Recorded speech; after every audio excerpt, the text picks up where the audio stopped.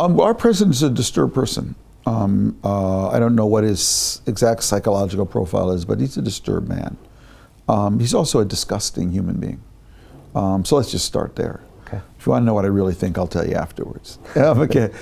He's a disgusting human being. These are strong words from you because you've never. I don't go there usually, but he really merits them. I mean, he's a man that's been found to have issued 2,000 lies and falsehoods in his first year in office by the Washington Post and by the New York Times. I mean, is there any other word than disgusting for that?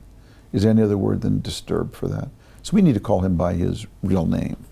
And the column I wrote about was in reaction to the fact that the head of the FBI, NSA, and CIA came out and said, Russia hacked our election in 2016. It is continuing to intervene through social networks in our electoral process now, and it will do so in 2020, in our next big election. And his reaction was no reaction. In fact, the head of the NSA said he's received no instructions to take any extraordinary actions in response to this revelation.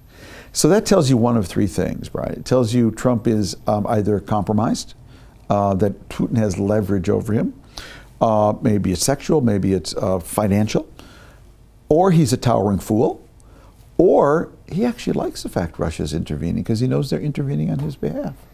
So it's one of those three. There's no other choice. And they're all disturbing. And they're all really disturbing. And that's why I said, this is code red, folks. The biggest threat to our democracy is sitting in the Oval Office.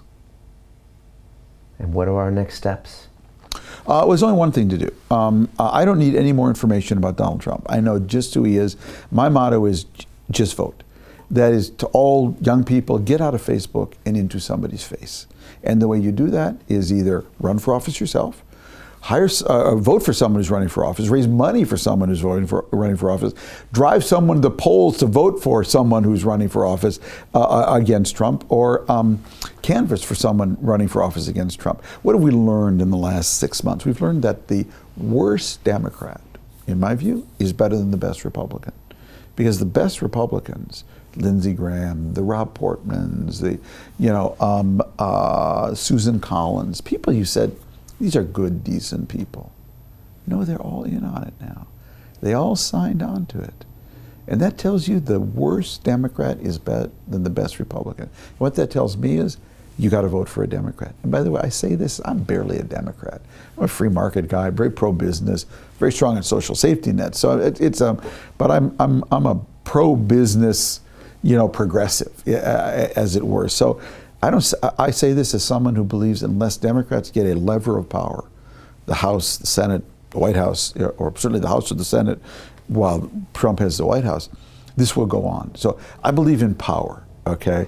That these guys have the power now and they're just driving it. You look what they're doing on environmental regulations. They're not looking around saying, gosh, I'm really worried what other people will say about this. They just stick it right in your face, okay? And so we need to get power. We, the people who oppose that, and by the way, that includes many liberal, moderate Republicans, and so I'm just focused on one thing, how we get power.